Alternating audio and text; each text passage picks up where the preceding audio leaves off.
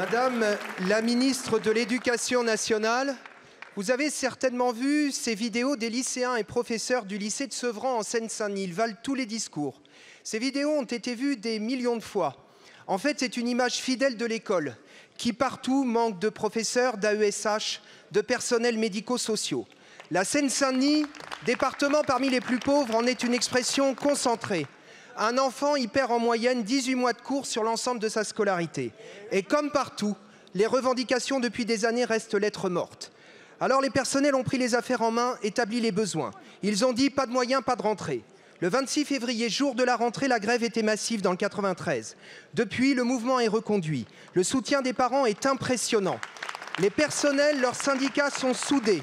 Ils veulent un plan d'urgence. Rien qu'en Seine-Saint-Denis, il faudrait notamment 5 000 enseignants, 2 200 AESH supplémentaires.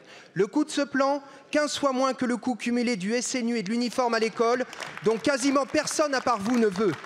Et les personnels refusent votre choc contre le savoir et les groupes de niveau qui, après Parcoursup, la remise en cause du bac et du lycée professionnel, sont une mesure supplémentaire de tri social et de sélection.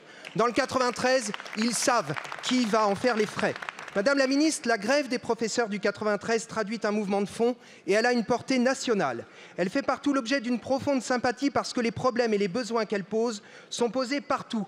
Craignez qu'elle ne soit contagieuse. À Paris, par exemple, les représentants de parents de 67 collèges veulent être reçus par le recteur contre les groupes de niveau. Alors, Madame la ministre, quand comptez-vous vraiment renoncer au choc des savoirs et aux groupes de niveau ?